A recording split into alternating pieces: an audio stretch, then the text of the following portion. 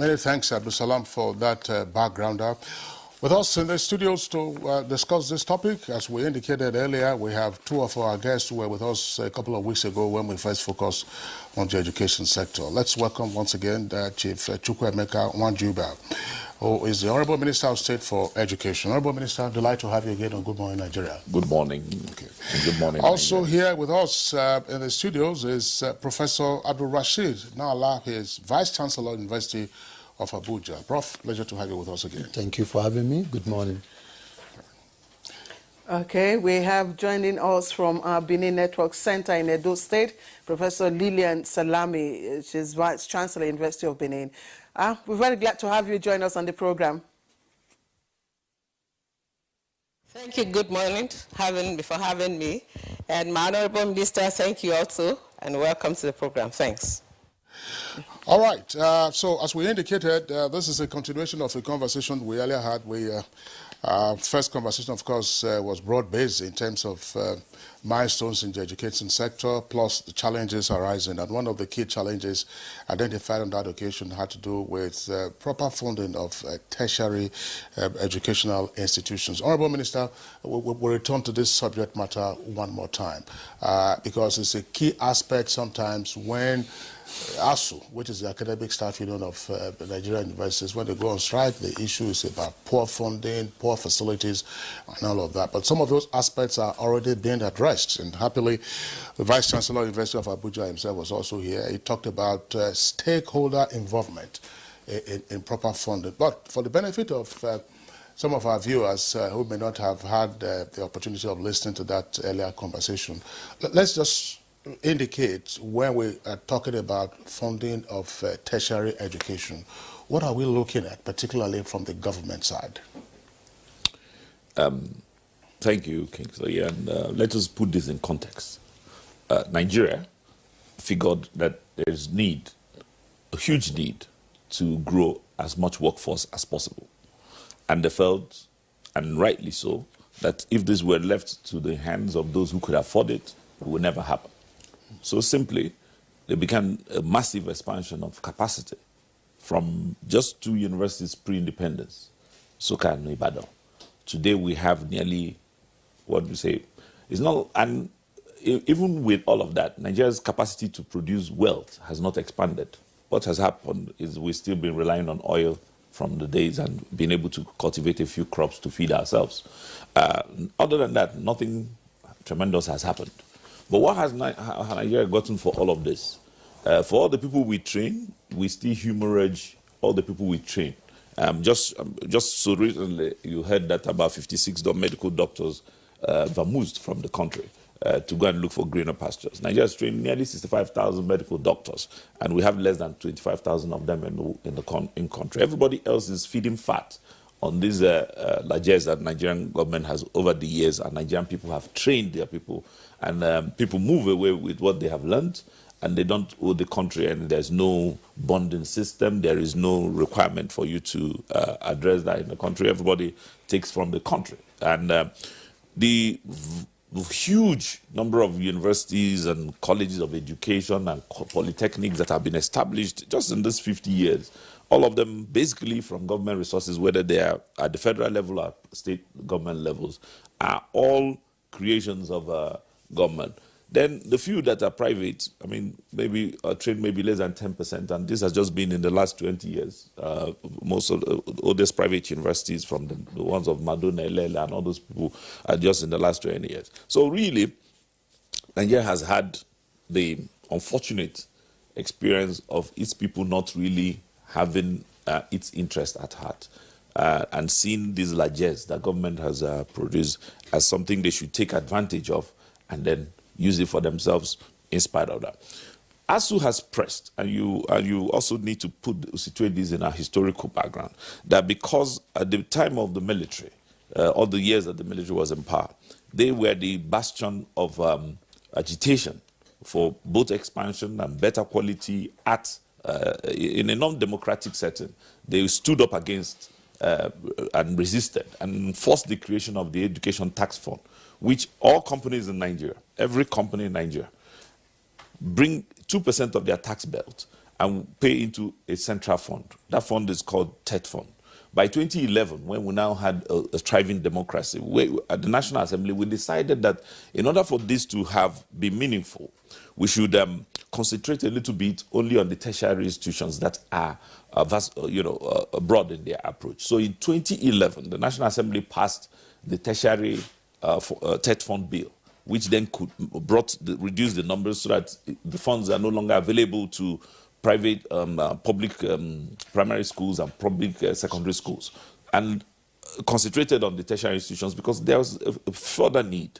Federal government has also since then, in their negotiations with ASU, subsequently, pledged to continue providing funds within the limits of what the federal government can afford. We did the needs assessment in every university. We did so many of the agreements that were, some part of those agreements have still not been met, and that's why ASU is still agitating. It's not like ASU is saying something that is completely unreasonable. The only thing that makes ASU's requests seem somewhat odious is because, as we speak, they know, like every other person, that government can't afford half of the things that they're asking for. And the reality is, as we push forward, we are now at OUSL at 41, the entire workforce of Nigeria. Those who are on IPPS at the moment probably can't be paid even from federal government's revenue, because the entire, in fact, somebody was suggesting, at what point do we close down the numbers? Because really, this seems to be the only welfare scheme in Nigeria, because if you come to federal ministries, you come to ministries everywhere, people are just loitering. A lot of people are overemployed. Ministries are overemployed, overstaffed, and people just collect salaries for things that they do. So really, it's the only welfare system.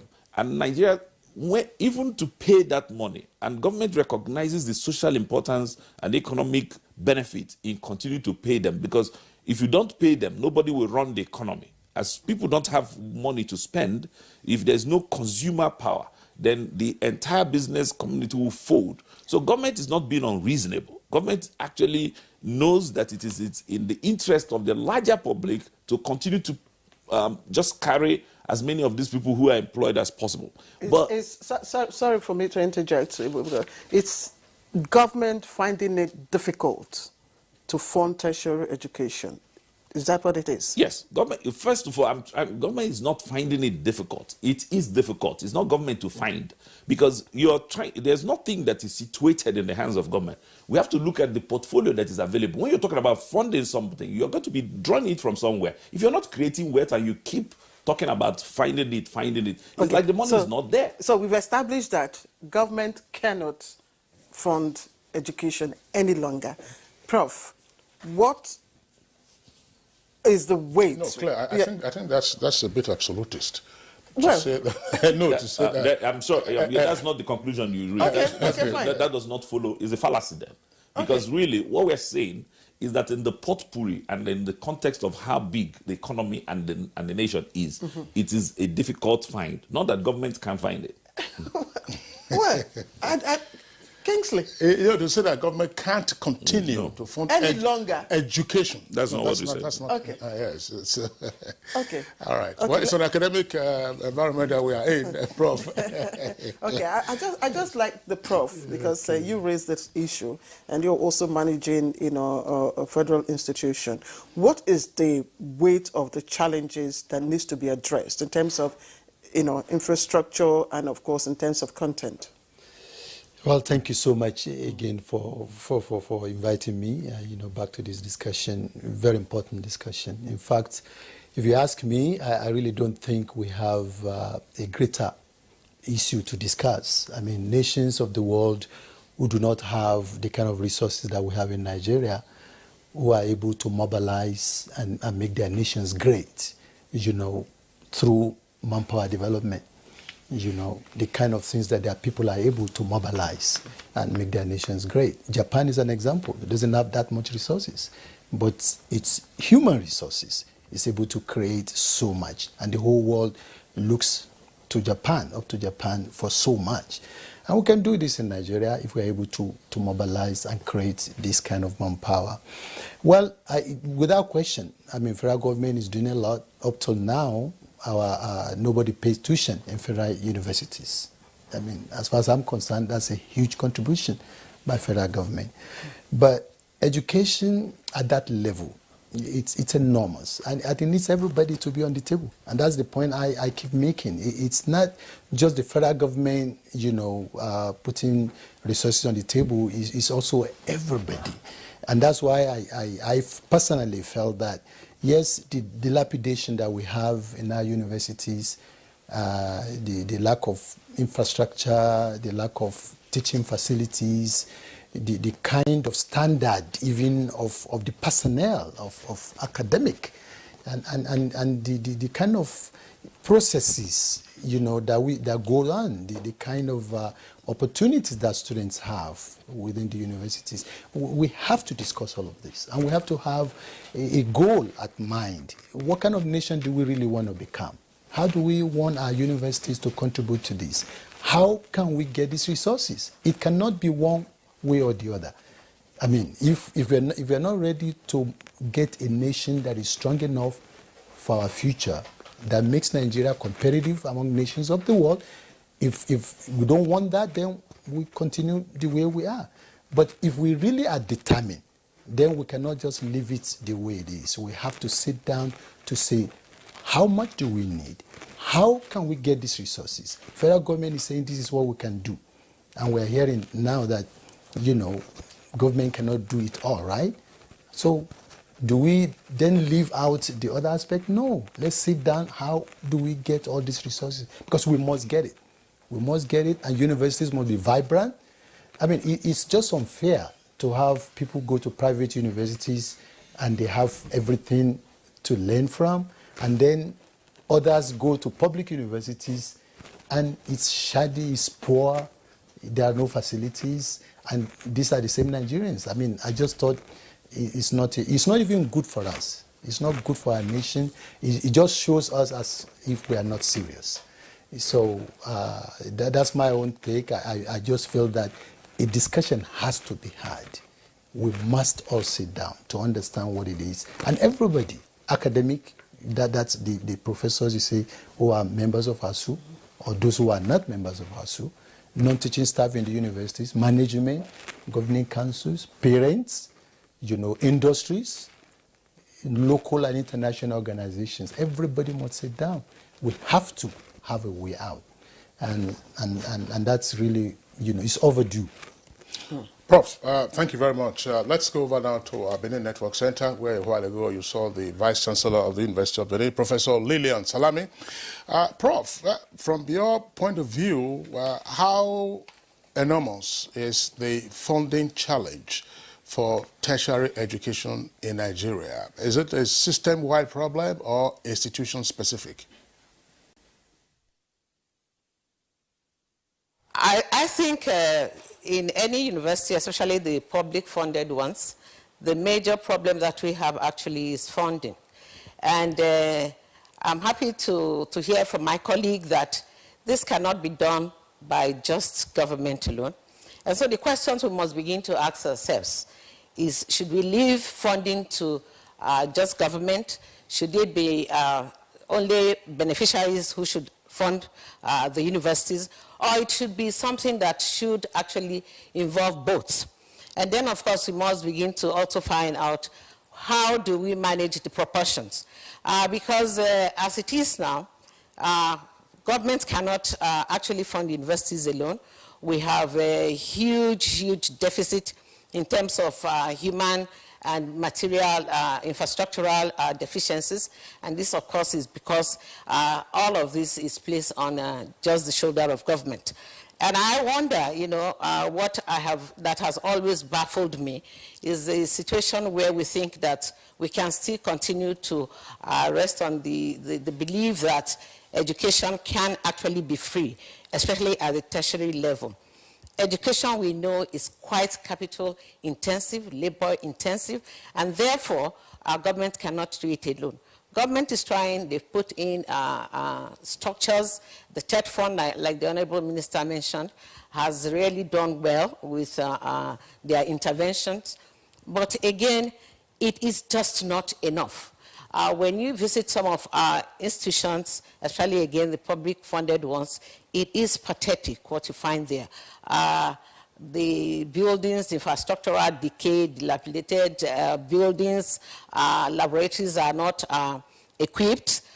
Even where you have those classrooms and lecture theaters, they are so run down that our students are actually not learning under conducive environment. And so there are many questions we must ask ourselves so that we can revisit the issue of who funds university or how university should actually be adequately funded. Like I said, many questions. And so those questions must, of course, be answered if we must get to where we need to get to. Otherwise, it will just be a mirage, it will just be a dream that may never be achievable if we think the way that the funding is done now can take us anywhere.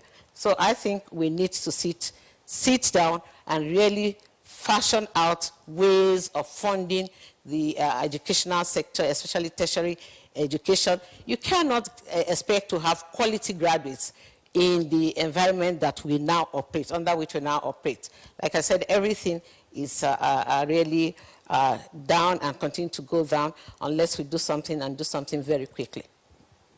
Let's get back to the Honorable Minister. You know, what are the funding windows right now for, public institutions?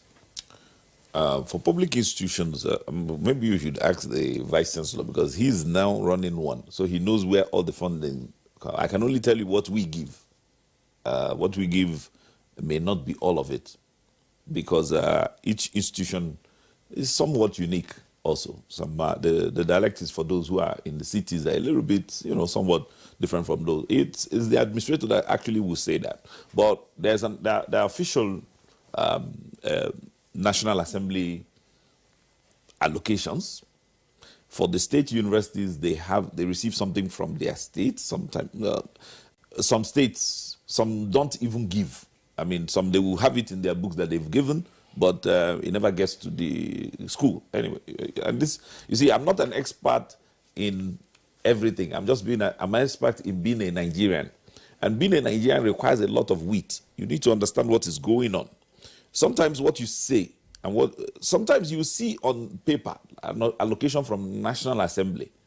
For the rest, that year, they may not get those allocations. Now, the fact that something has been put in the budget does not translate that even the Vice Chancellor can bank on it. The leg work he needs to do in Ministry of Finance. In fact, university may get their own. It's quite complicated. It's not as easy as, yes, we have given you allocation. Things don't work like that. Right? It's the same thing with TED Fund. TED Fund by law shouldn't. When I came in as chairman of TED Fund, one of the things we did with the young man who was Professor Dr. Bafa, we agreed immediately. No, the way TED Fund was run under the PDP government, let me not put party in it, was such that you could come to Abuja and start discussing what will happen in a university in Benin. We felt that wasn't what the law said. The law simply said, because my background as a lawyer is that whatever I read is what I'm going to try to do. And what the law said is that the university will decide what they want to do with their money. You don't stay in Abuja and allocate a special project to drain a place that does not have water. I mean, and this was the kind of stuff we were seeing on paper. So really, it will sound like TED Fund had given so much, but there were so many abandoned projects. Even in the University of Abuja, I was livid at a time when we went to inspect. You go to Calabar, you go to everywhere. I toured around the place, and projects weren't being done. The university, you ask for lecturers, and when I say being an expert in being a Nigerian, I will tell you about the human element. You've just heard today and on newspaper that policemen who disobeyed the law were angry that one of their own colleagues was being tried for disobeying the law. They disbanded the magistrate court in Abuja in 2020. I'm not talking about 1951. They beat up the people and disbanded the place. That is how you need to understand about being a Nigerian. That same group of professors who agitated for this money to be given. We give monies for conferences. You heard somebody say, and it became something that they said they were looking for the conference papers for all the people we gave. We have issues with people who we want to train as PhD holders. They will abscond from the country. You will have issues, some things that will happen in Nigeria, you will cry.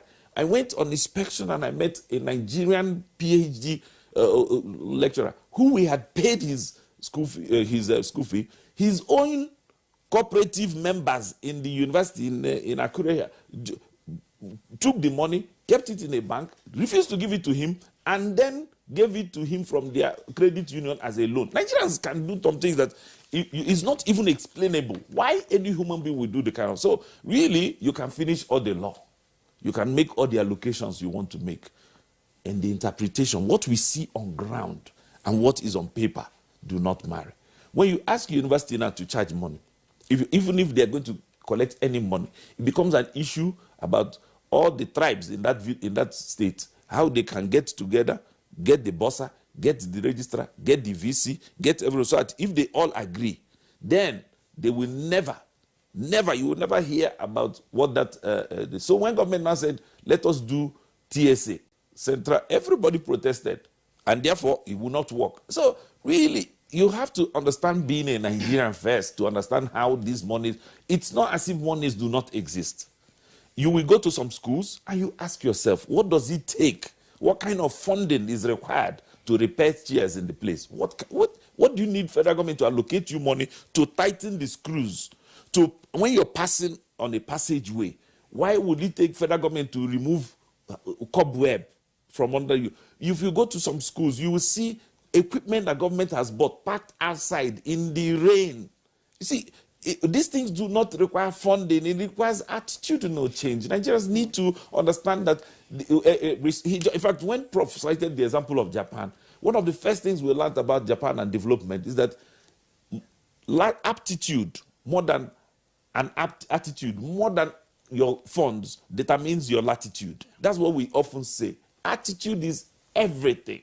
Nigerians do not have the development attitude. Everybody is thinking of taking away from the system and not how they can improve it. So if you like, fund from now till tomorrow without the requisite interest, you will not get any result. Well, Honorable Minister, thank you very much. You've already, as it were, leapfrogged into the issue of management of current or existing resources in our tertiary institutions. But you were talking about what it takes to run existing institutions. Your brother, Minister Babatunde Fashola, learned senior advocate, Minister of Works and Housing, is currently tarring roads in federal universities, tarring roads, internal roads in federal universities. And some persons are wondering when they will start changing light bulbs in the lecture theaters through the Federal Ministry of Works. But let's come back to our guest, Professor Abdul Rashid Nala, Vice Chancellor, University of Abuja. Fine, we know some of the items. So when you want to fund, what is it that you are funding? What are the items of expenditure? Yeah, well, thank you very much again. And I'm really happy that the Honorable Minister cited as an example our great University of Abuja, the UOV of Nigeria, the University for National Unity, which will be a pride to all of us. And you enter the university and you just cover your faces. I mean, you feel, wow, is this a university really? In terms of infrastructure, in terms of just the environment, just being in a place where you feel, yes, I'm in Nigeria, this is a great nation. This is a university that represents our nation, which is a pride of nation, of the nation. But it's not so. What will you say University of Nigeria? So, well, I can talk more about the great UOB of Nigeria, University of Abuja. The truth is that infrastructure is fundamental. Students want to stay in the good infrastructure. They want to be there throughout the day, even the night. Academic want to be in their offices doing research, in their laboratories doing research. They're not afraid that, security lapses might happen.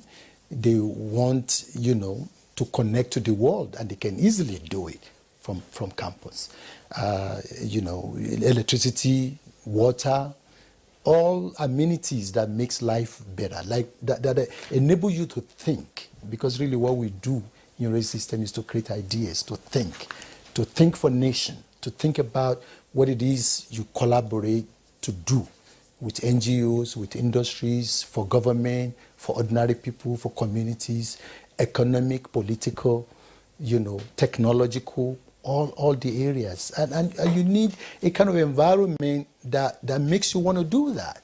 And the University of Abuja that I met is not that kind of university. And really, I must say that it's a duty to all of us, and every university deserves to be this way. Well, it's very true that attitudinal situation with all of us matter.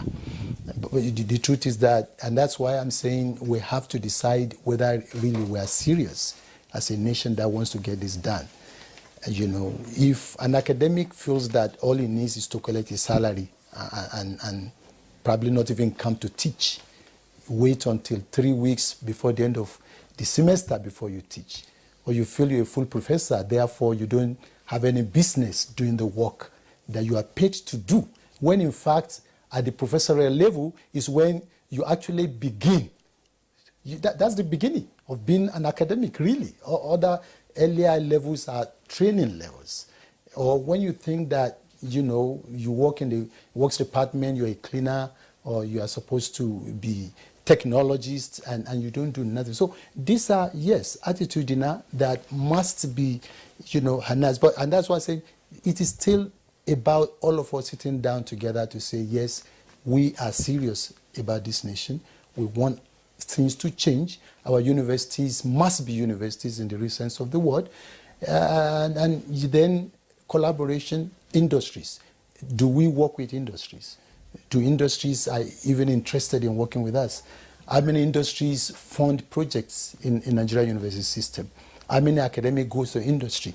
Every day in a week, do you set aside a day that you think is an industry day to show an industry that, look, you're making 50 million profits in a year, but this product can be improved such that you can make 100 million, and all you need, I need 2 million research grant that we can work together with you to make this happen.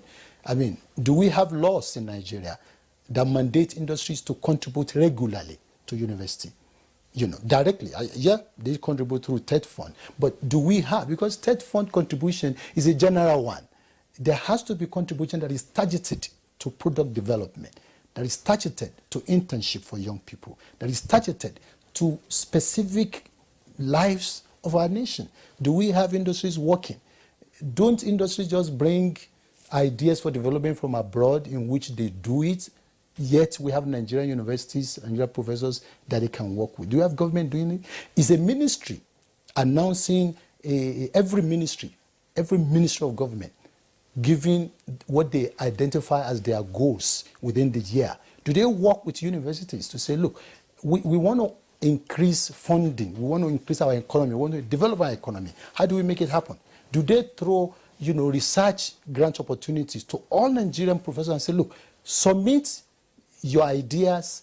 This is the goal we want to achieve. We want to see the best way to do it. Let's work together with you. Ministry of Environment can do this. Ministry of Finance can do this. Ministry of Education can do this. Ministry of Women Affairs can do this. Funding of university system, it has to be holistic. It's everybody doing it. NGOs, students have to do their own in terms of, what they contribute. Do we have students who even work on campus and therefore complement whatever their parents give them to use? So Abuja, this is the kind of thing we're trying to do.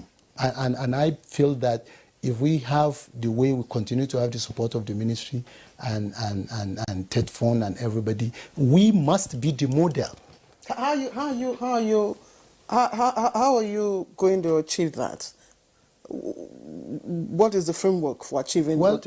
Well, I just explained that everybody must play his role. And the framework, we have to all sit down together. What we're doing at the University of Abuja is just on our own. We have employment scheme for our students. We employ them. We give opportunity for them to learn what it is. There is no gender, what it is to work and earn, even as you study and meet the criteria to graduate in the university. We also mobilize and say academic staff must have to go through rigorous processes, of evaluation. We're saying you must go out and collaborate with industry. We have, we've set up, linkages units in the university in which we want industries to be directly relevant to every department. Every academic program must have what we call an industry partner, not just for students to do internship, but for them to come on the table and review curriculum. I mean, if we graduate students, only for industry to say, no, you do not fit to work with us. You can't, because, that's not what we expect. But if you are with us all the time, even at the curriculum level, we develop it in such a way that by the time they graduate, they are ready to go into your industry to work. So we said every academic program must have minimum of one industry partner. I mean, and so on and so forth. But there are a lot to do. The point is just that there has to be a dialogue. Government is saying we're spending money. How are you spending money? Are you just throwing, paying salary? Is that all it is? Is university just about salary payment? Okay, we give research. What about accountability? I mean, Honorable Minister said some people are given money to go to conferences and they don't go. What happened to them? I just want to, Professor Rashid. A lot of questions. Yeah, really. Thank you very much. I want to return to Professor Salame in our Benin Network studios. Incidentally, Professor Naala, of course, has given an indication of options available to institutions to generate their own internal revenue and expand the frontiers of research and learning. But I'm just wondering, the question I asked him, I would like you to also respond to that. Namely, when we talk about funding, what exactly do we want to fund? Maybe we can, from there, get into the metrics of funding. Because what is the most expensive item to run a university? Salaries, I will presume, for instance, and that's already taken care of by the federal government. Infrastructure, to a large extent, TED Fund is already dealing with that, even though it still has a long way to go. What are the other items of expenditure that universities get into, and why is this continuing shortfall in the funding? Thank you very much. If you look at the current funding that we get for federal government, for instance, 90% of that actually goes into recurrent expenditure, which of course is personnel, wages, and overhead. And then only about 10 or even less than that would go to the capital. Where we have major problems actually has to do with the capital expenditure area. So the university cannot run on the current IGRO that we generate from the little stipends that are paid as school charges from our students. So that really falls short of where we need to go. We need to have our laboratories. A lot of the funding coming from TED Fund now, and again, like I have said, we cannot thank the project enough, the funds enough, because at least they are helping us. But you find that sometimes we are also faced with getting chemicals for even those laboratories, research collaborations we don't have, our students that are really that need assistance actually can't get assistance. In the past, for instance, schools used to give scholarships to students, indigent students that are actually identified among these children. Now we don't have anything of that nature. So they fall back to the little IGRO that we actually generate. Remember, the purpose of institutions actually isn't to start selling water, producing bread. We are here to actually sell knowledge, which we are trying to do by developing programs, different programs. But again, that cannot take us anywhere. What comes, and I'll give you a good example. I was just discussing with my boss only a few days ago. What comes as electricity utilization supply, or the money that comes there, is about 300,000 a year. What we, for instance, get from the university on a monthly basis run into double-figure millions. So that, again, we must get from our IGRO. The minister talked about roads construction. Most universities, we don't even have access roads. Again, can our IGRO carry that? No, we cannot. We have old buildings. Most of us are second generation universities where you have buildings that are very old, cannot actually suffice the number of students that we now have, because, of course, just as universities are growing, so are the student enrollment growing, staff, number of staff are coming. So the pressure on the facilities that we have actually is much, and we cannot maintain from our IGRO. And that is why, most students can't even enjoy, like I said earlier on, learning in conducive environments. So we have all these issues. Researches cannot be properly carried out. You are dealing with epileptic electricity. Thank God for University of Benin now that we have a dedicated line, so 24/7 we have light. Thank God for that. You're dealing with no water. Students cannot actually function. We're dealing with staff, insufficient spaces for staff.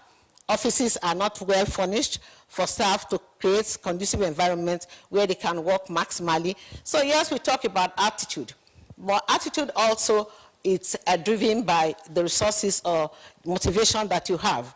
If you do not have the motivation that is needed to actually perform maximally, the likelihood is that you may actually easily fall into having the terrible attitudes that we begin to find in our universities. So I think we have lots and lots of issues. Like I have said, IGRO and the little that comes from the government to fund capital is just not enough to drive the university where the universities ought to be. So that is, part of some of the major problems that we have. Salami, I really want to hammer now, not hit. I want to hammer the nail on the head and ask you this question. Beyond the IGR, what other funding options are, available? Would increase in school fees, tuition, be a comfortable route? In most institutions of higher learning outside this country, more than 50% of their funding comes from student fees. What we have is that we keep saying that education is capital intensive, yet we cannot charge fees, decent fees. Our students cannot pay decent fees. I'll tell you, Professor Okebukola some years, carried out a research and actually said to train one student in social sciences, where you have the least material needed, will cost 345,000 naira per year. Of course, that is on the high side. But what we now charge students is patent compared to that. We charge 17, maximum 47,000, which can't even which we can't even use to run the accommodation, to make the accommodation fit for students. So we are really not charging students, and students are not paying. But the reality is that we must realize that we cannot get good quality education that we require if students do not pay for these services. And I think that is very clear. So we must begin to address the situation whether we truly want quality education at the expense of students not paying. Again, let me quickly just throw in here. Most parents who bring their children to public schools are not parents who cannot actually afford to send their children to other paying institutions. But the attitude that everything that is public must be free, because since it is government-owned, it must be free. We cannot pay. But those same students, when they cannot get admission into public universities, are taken to private universities. So what we are getting here is that since you don't charge them, they run there, and that becomes their first choice. So unless we begin to, ask students to pay decent fees, we really cannot get out of this quagmire. The second thing also is that we must also leverage on the platform of our alumni associations. A lot of us, the University of Benin has graduated over 300,000 students. A lot of them are placed in really, really, corporate organizations, medical doctors, are all walks of life. So right now, I've been discussing with my alumni from the University of Benin that they must come to our aid. What has built the ivory towers outside this country actually isn't government as such. It is actually from the alumni association. Like my colleague also said, Prof, that we need also to look at industries that these student graduates to work in. They must be able to pay back some of that, the resources that are put in training these children, that eventually go back to work with them. So we have lots and lots of non-governmental organizations, philanthropic organizations that actually can help to drive the educational sector in this country.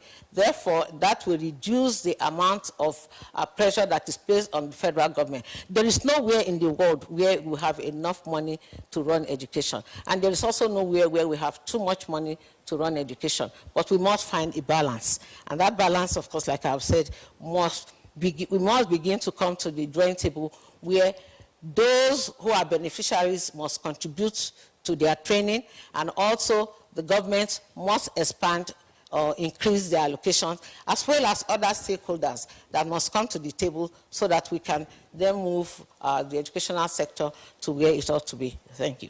Right. Professor Lilian Salami, thank you very much. We'll return to you in the course of the conversation. I want to come back to the Vice-Chancellor of University of Abuja. There is a clear distinction in terms of the availability of tertiary education in Nigeria today. State universities, there are private universities, you have state government-run universities, and federal-run universities. You were in charge of a state-run university. That's to say, by state government. The dynamics of funding do not appear to be the same. What are the issues there with the funding of state-owned universities, and what is the contribution of the stakeholders? Well, at the state level, specifically, my own experience was at Kwara State University, where I was Vice-Chancellor for 10 years. State universities are able to charge tuition, as every student paid about, a total about maybe 100,000, per session or per naira per session, which is distributed between the actual tuition and some other sundry fees that they pay. There are people who obviously who pay more than that. Some state universities also charge according to academic program. If you go for engineering, you pay more than if you go for a program in social sciences and so on. So these are opportunities for state universities. But you also talk about, what part of Nigeria. Sometimes in some part of Nigeria, state universities do not charge as much as other parts of Nigeria charge. But at Kwara State, we charge between 100,000, 150,000 to sometimes 200,000. And this money, goes into quite a lot of activities, which included infrastructure, especially when you are planning, to meet the NUC guidelines in terms of what you must provide. You use part of this money. State government at the beginning at Kwara State were paying salary. But my last 5 years, experience was an experience in which there was no kobo paid from the state government, and so we had even to a salary. So we had to really mobilize and develop a strategy to get this done. At Federal University, the problem is that, just explain that further. You didn't collapse. We did not collapse, but it was tough. It was extremely tough. I mean, I don't think it can happen where a proprietor, it is right where a proprietor will say we're not giving a kobo even to a salary. I mean, it was a tough experience, but we survived it. But it was very tough. I mean, some other things had to go. We had to, mobilize and strategize, and we were always on alert, and we survived it, definitely. But you see, the point I'm making is that And I like, what the Vice Chancellor of University of Abuja said. Benin said. Stakeholders must have to make up their minds. It's either, if you think you are from a poor background, therefore all you need your child to have is a certificate that means nothing, then that's your decision. Who will enable that? Well, the point is that everybody must make up its mind, and federal government has to say, okay, this is how much we have, this is how we want to do it. Parents must, students must, industries must, all of us must. And then the attitudinal change is important. Efficiency, effectiveness, prudence, accountability, all these are part of the game. How do you have in a university a huge number of staff, and then you look at the area where they must work and the effect is less? That cannot happen. So the university itself must have to discuss. Maintenance culture is number one. You can't have a building that was just put down in 1990, already dilapidated. What happened to it? University tradition around the world. You go to universities of 18th century, 1750, 1890. They're still very beautiful. You don't want to leave their campus because there's maintenance culture. Which is an important point. Honorable Minister, let's bring you in here again. Some persons argue that part of the governance challenge for our tertiary educational institutions has to do with what has been referred to as a parastatal mentality. Earlier you were talking about aptitude, and the Vice Chancellor of the University of Abuja is just telling us those little things, maintenance culture, what you need to do to get a system running and working efficiently. Most of the kind of things you'll find in the private sector. What is it that can be done to alter this mindset of a parastatal? You wait for your salary to come.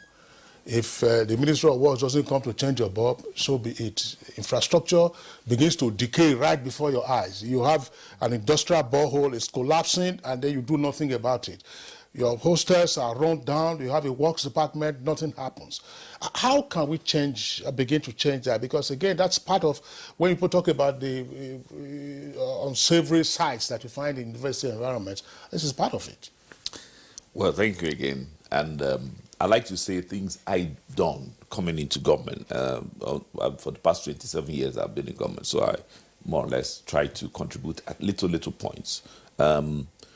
Truly, does not matter how much money you have, attitude is key. And I go back to attitude all the time because I've seen a very young university that has been transformed in less than 5 years. Not because my other brother is the Vice Chancellor there, but at Ndufu Alike, when I first visited it as Chairman of the Third Fund, and from what I've seen in the last 4 years, it's a miracle. It's a transformation, and with the same resources that were available at the time. It's just, how do you want to refocus? You can take engineering students. I didn't realize that he could do that, but the Vice Chancellor decided he was going to take engineering students to be the messers and workers. They started building this. So civil engineering students were now molding blocks and constructing blocks. Everything about building, suddenly they seem like actual students. They weren't just sagging and walking around. They were now serious students. He did that with the botany department, the entire 200, how many acres of land where every species of African known product is planted. So now, see, I think the University of Ilorin is almost like that because Ilorin has the largest teak wood farm in Nigeria, but they decided to do this. I mean, I can give you instances around Nigeria. I'm not saying we've tried to push. When we're pushing at Third Fund, when I became chairman at Third Fund, I created a line. I don't know whether they are going to continue with that, but created a line for maintenance. I said 6.2% of the entire money that will be sent to a school must be warehoused for maintenance and insurance. And I wasn't doing this to deride the universities that they couldn't manage. I was doing it because repeatedly we had gotten requests for extra budgetary funding to meet fire incidents, meet accidents. At the time, university had the place where they keep their gowns all burnt, so they couldn't convoke. You know, I'm sorry to interject. All of that I'm is sorry, attitude. I'm sorry to interject. This is part of what Prof is talking about, and Professor Salami also said that. And yet, these are institutions where students are being taught insurance. Yeah, that's the point I'm making. I'm saying you are teaching insurance, but you cannot insure your own. God bless you. Now, because the line I made, because we can use even that. The way I structured it was for us to use it to grow an economy. Because, for instance, there are in the 6 geopolitical zones. If we wanted to grow the insurance industry in each of those areas, we will say, for you to insure this place, you need to be headquarters in this zone. Simple. So you grow 6 massive companies at the same time, and you can have the same industry linkages with. There are ways to run the country, the country as a whole, because all of this is because these problems you see in universities, you go to the federal ministry, civil service buildings belonging to government, they treat it the same way. It is the same. You can't go to bathrooms outside your home. You can't go to any.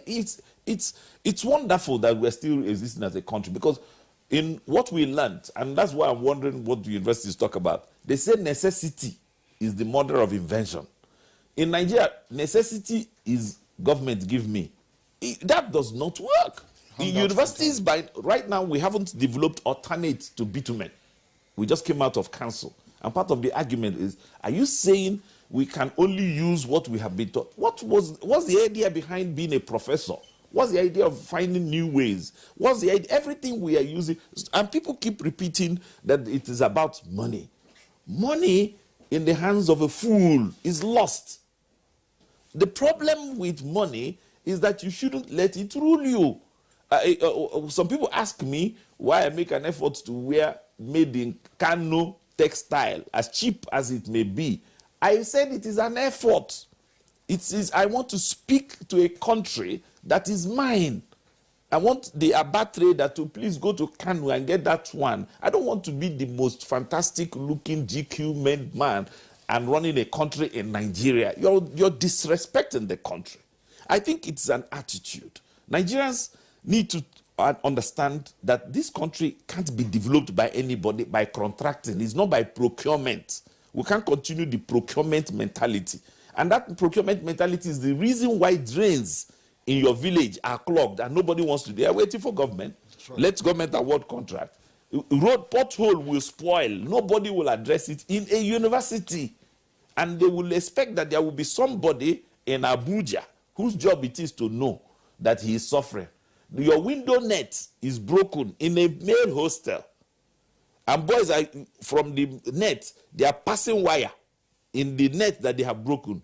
And they believe that there is somebody's responsibility to bring them mosquito. It needs to change. And that is why the VC of Abuja is asking for shared responsibilities, among the stakeholders. So my question will now be, how do we begin to enable this involvement, enable this participation? Do we need to rejig a constitution or legislation to make it binding? How do we begin to activate this process?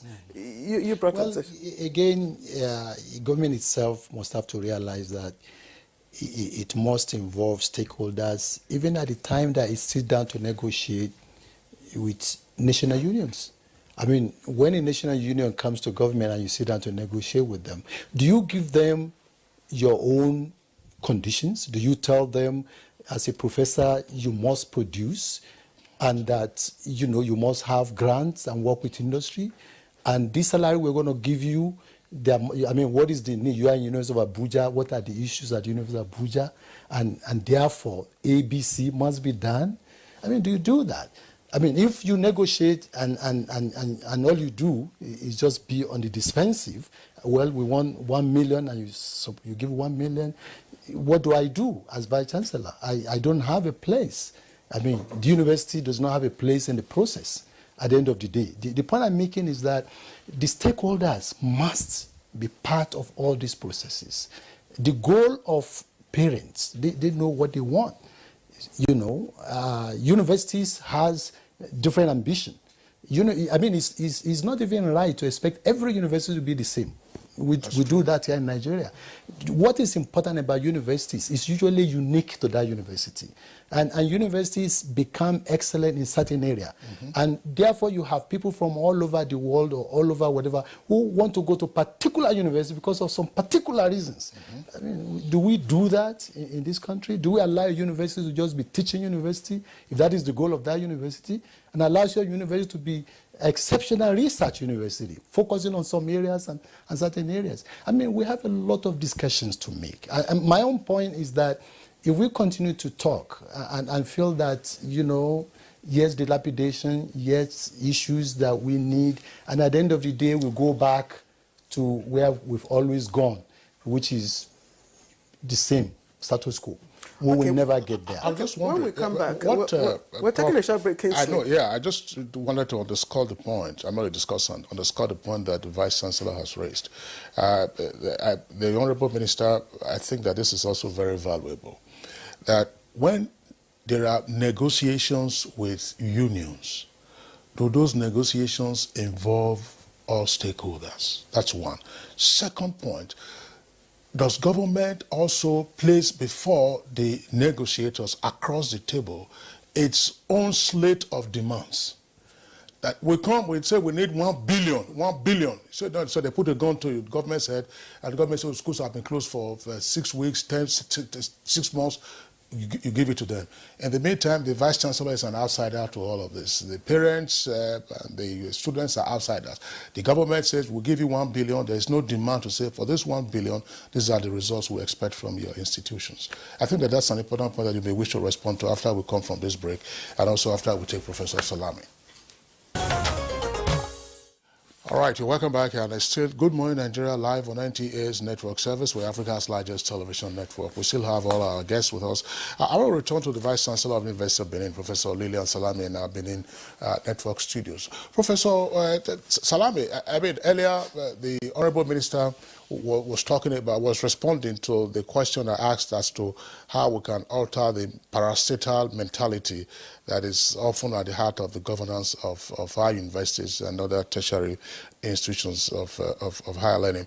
So I'm wondering, what is the role of governing councils? Because from time to time, you see governing councils being constituted, and some persons have sometimes made the observation that, I mean, other than just getting convocation ceremonies and then doing A&P, that is appointments and promotions, there's apparently no role for governing councils. So what exactly can be done and what should be done? Beyond what you have just, they play a major role with the supervisory role. And I think most councils, actually, I think it's good the Honorable Minister is here now. We must begin to look at the kind of persons that we put in our governing councils. Governing council members should actually be members that should come and add value to the universities. And so we must begin to look at their pedigree before we send them to tertiary institutions. People who are not, I'll take for instance a vice chancellor who is a professor, or a dean who is a professor, and then somebody who probably has not actually attained that in terms of exposure, the do's and don'ts of the environment, coming in as a member of the council. Sometimes they are not as effective as they should be. So I think we need to also look at the constitution of council members that we send to tertiary institution. Remember, this is the apex level of the educational structure in this country. That is one.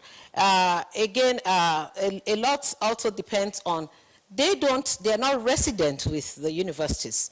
So a lot depends on what they are told and how they are told, how they are told, and how they need to manage the information that they have.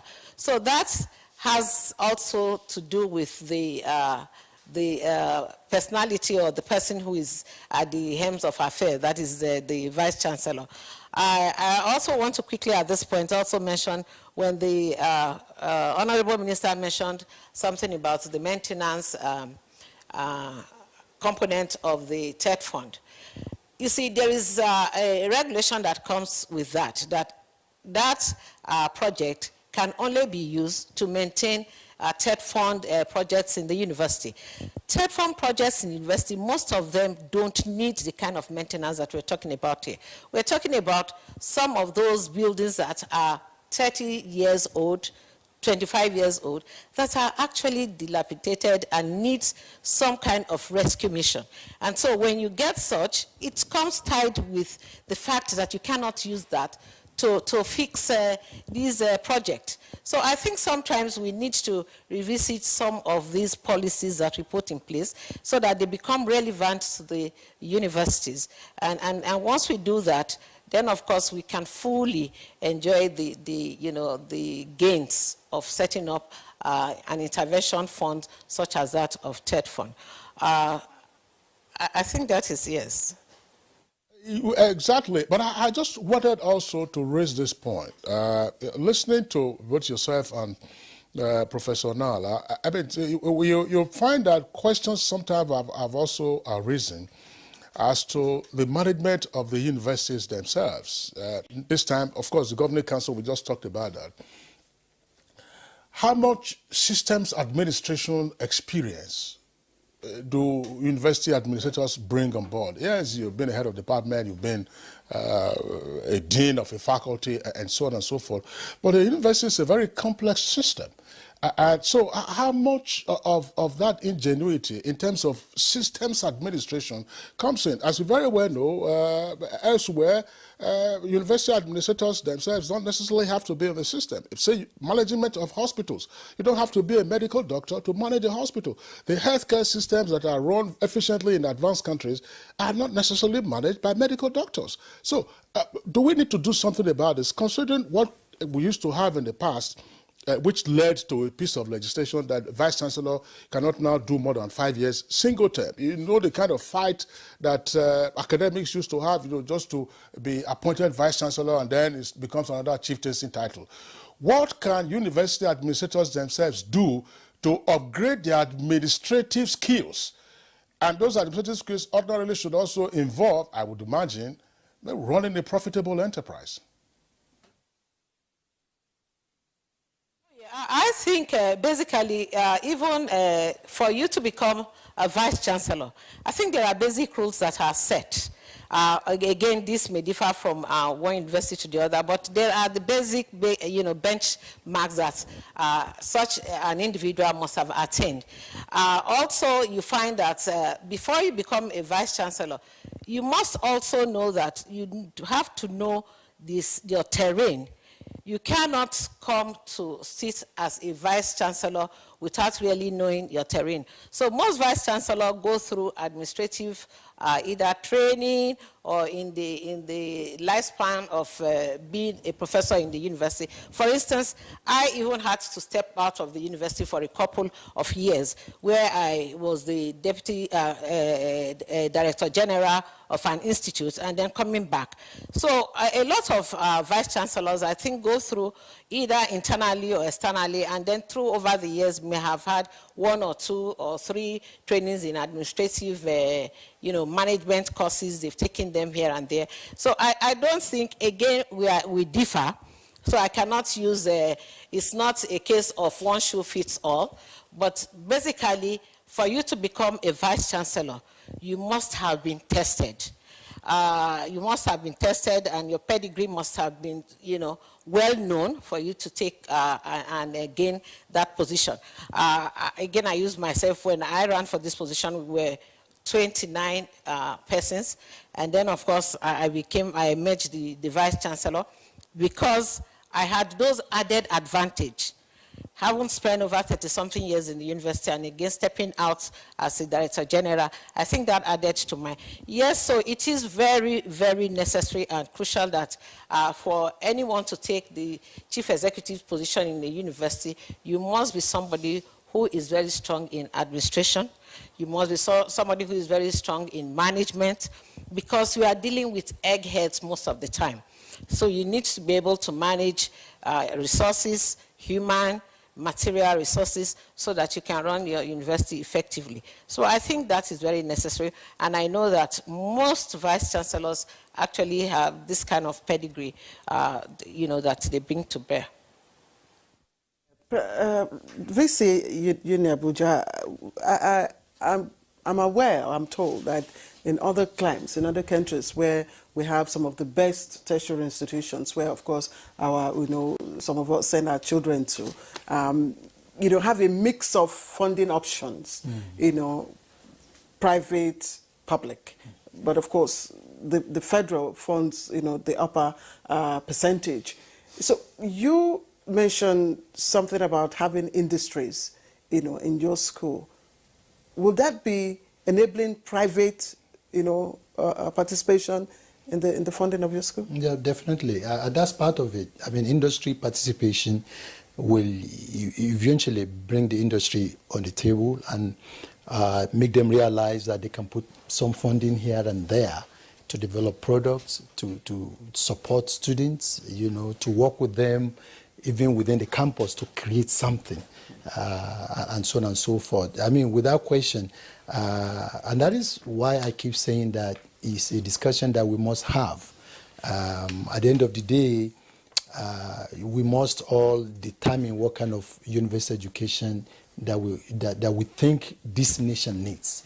And because of where we want Nigeria to be, we must therefore decide that these are the resources we need, and that those resources must be there. If they must be there, how do we get them there? What are the roles of everybody? And how do we get everybody to do it? I mean, the fact that attitude is not good, industry is not participating, some lecturers don't do so, is because we just allow it to happen. If we sit down and we strategize and we decide that we are resolved, I mean, that resolution can get things happening. And some might lead to legislation, some might lead to, change in certain aspects. I mean, we will just define where we want to go, how do we want to get there, and what are the specific activities, what is the role of parents. How are you getting the confidence of your students? And of course, because when you have such paradigm shift in policies and programs, it's usually met with some form of resistance. Yes. So how are you dealing with that? And in my own situation, I mobilize and I talk to my students regularly. I mean, I communicate with them very regularly, back and forth. They communicate with me also. Let them know why there's a change and what the change is about. And sometimes they challenge you, but you just have to have courage to say, this is where we're going, this is our goal, and that is, you must be carried along. And we must remember that students are in the universities to learn and to get better character, to mold their character. It's not all the time that a student just shout A and you are running, to whether or not it's genuine, whether or not there's something we call tough love. I mean, parents just don't allow their children to, simply because they want to go, to put their hand in fire, and they are crying to go there. You say, no, you cannot do that, because I'm your parent and I know what you must do. All right, Professor Abdul Rashid, thanks a lot. Let's bring in again the Honorable Minister of State for Education. There are a number of issues that the other two discussants have raised. One, of course, we had to pause to go on a short break. Professor Abdul Rashid talks about wider stakeholder involvement during negotiations with unions. That's one. I would like you to respond to that.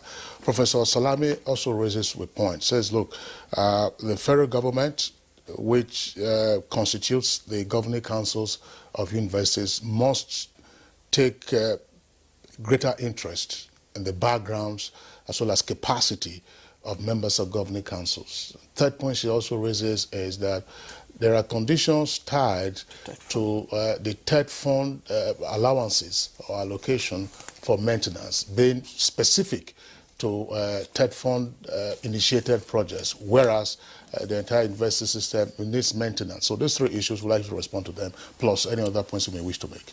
Thank you very much. Again, the education sector, and I don't like talking about Ministry of Education, because education is a lifelong event. It's not just the Ministry of Education event. And if you wanted to discuss all of them holistically, you'd need days. But let's look at the 3 key things you've just mentioned. And I'll start with TED Fund, because I introduced this as chairman at TED Fund. So the idea was to give the universities some tools to be able to address some of the immediate maintenance issues, even with projects that we have just built. Like the VC just pointed out. What's the point? You just finished building a project and you can't use it. And they tell you it's because water is leaking. And university is saying that they do not have a way to go about that. 2, it still boils down to what I call the attitude of Nigerians. That some place is a parastatal does not make it a parasitic enterprise. Parastatal and parasitism, I know the etymology of the word may connote that kind of sentence, but that does not turn it into a parasite. We may want you to actually begin to work towards helping the system. And that's why we send governing councils. We think through these governing councils before we send them. And you look at the quality we've sent since we came into power, because we're also at odds with some of the quality that was sent earlier.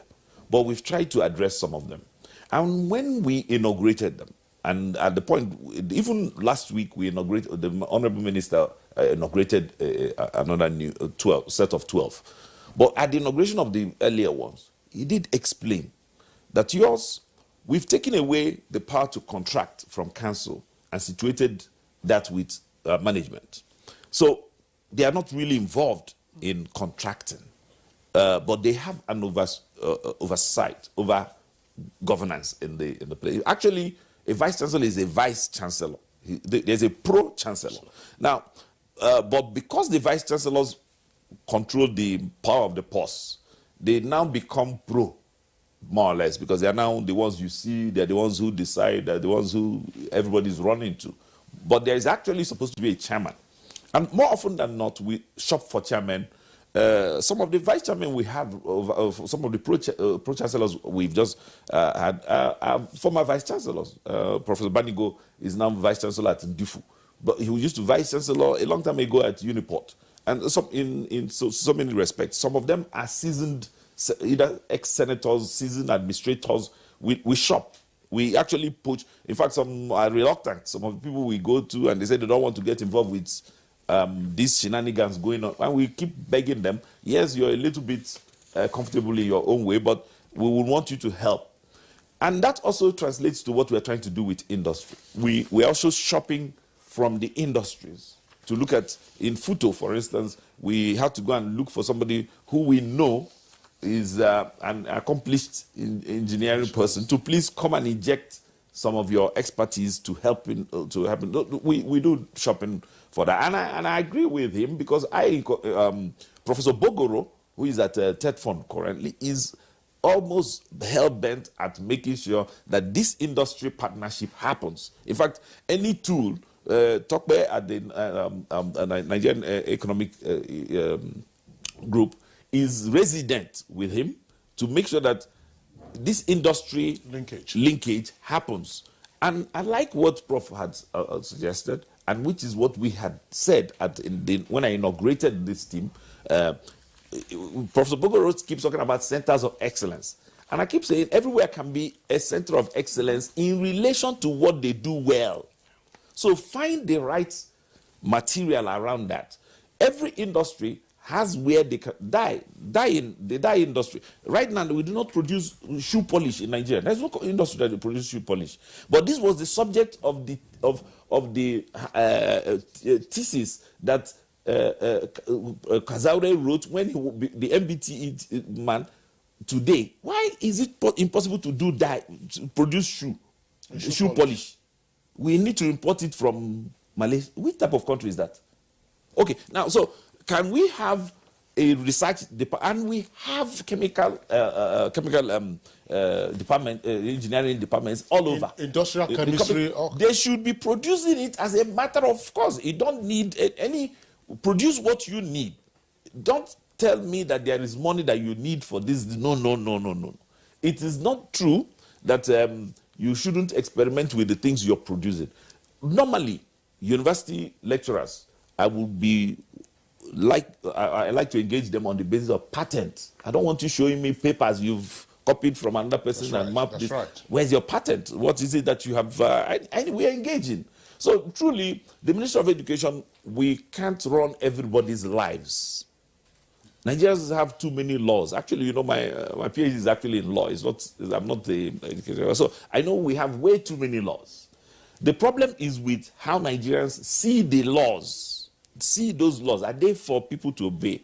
Anybody who breaks one law, catch one university lecturer, as we go on strike. One. If you try to discipline just one person, you saw EFCC arrest the former vice chancellor in Akure. Everybody watched that on. This government came in with that zeal. Nigerians do not want to obey the law. No country chases after every citizen. How can you do that? It is our job to police ourselves. Yeah.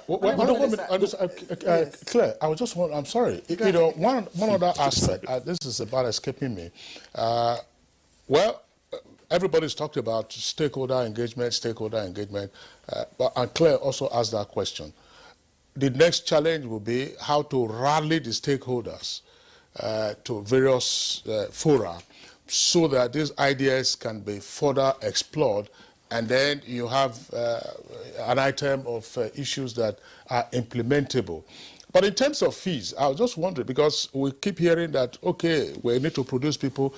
Universities have a number of programs, shall we say, let me just use this loosely, off-balance sheet programs, for which students are charged tuition, distance learning programs. And those tuition fees are almost similar to what you will find in state-owned universities. So if distance learning students, diploma, and other people can pay tuition, why can't the regular students also pay tuition rather than waiting on the federal government, you know, whose mandate is overwhelming? Who takes that question? The Honourable Minister. No, the Honourable Minister should. Yes, because we need to balance between giving access, you know, attaining SDG goals on education, and of course quality. I don't apologize for that. To really speaking, we ran this our campaign on being a social democratic party. It is my commitment and the commitment of Mr. President and the commitment of all of us that we want to give the most to the poorest of Nigerians. This is making university access. We've licensed private universities for those who can afford it. We've made this available to everyone. We have real problems. We don't have as much problems in the universities as we have in the colleges of education and our polytechnics, where federal government's investments are not being utilized. We want to give total access. I have proposed, and we are still proposing to government, and a bridge version to support the most indigent to attain university, because we need their brains to run the country as well. Most people, and I keep telling people may, yes, people like me may have been privileged. My father used to work in Shell in 1950s, so they discovered oil. So we may have had some traction. But not everybody who has gotten to this point were also just had everything. Government helped bring people along. It takes us £250,000. That's what it costs the British government to train one doctor. Now we train them free. Our problem is that we train them for free, £250,000 on each person, and Britain takes it from us immediately. We produce, and there are almost 8,000 of them who are there exactly. now. So can we continue that financial hemorrhage? What we need to do is not to stop giving the access. What we need to do is find a way to compensate when we have produced. Let's not rob children of the opportunity. We've already built the universities. We are begging our leaders and the professors, because when we are a vice chancellor, truly speaking, it's just that Nigeria, all good things, Nigerians tend to spoil them. A vice chancellor is a respected office. And they shouldn't turn it into a chieftaincy title, like you pointed out. Please, no, they should help us, because at their level, where they are the experts, we respect them. We want them to please help us bring this together. When somebody is a professor of something, he professes it. He's professorial. Therefore, we should see what it is that he's doing differently. He can't be like one of us. We can't take any more because our time is far spent, and I'm sure you've made a point. You've made the point from the perspective of our government, and of course, those who are managing the tertiary institutions have also made their point. So the ball is now in your court. You, the viewer, make your own suggestions. But I don't know, Kingsley.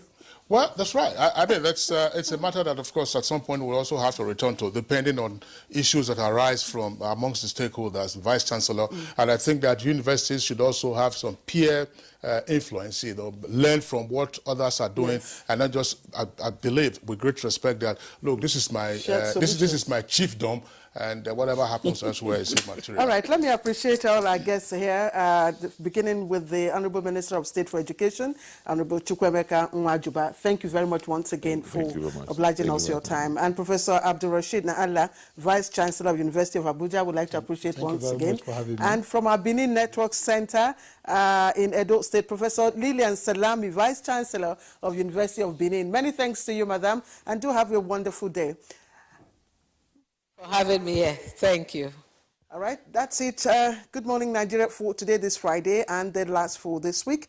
We'll see you again on Monday, by God's grace. I am Claire Adilabo Abdulrazak. Maintain the protocols. Take personal responsibility, stay safe and be well. I'm Kingsley Osadolo.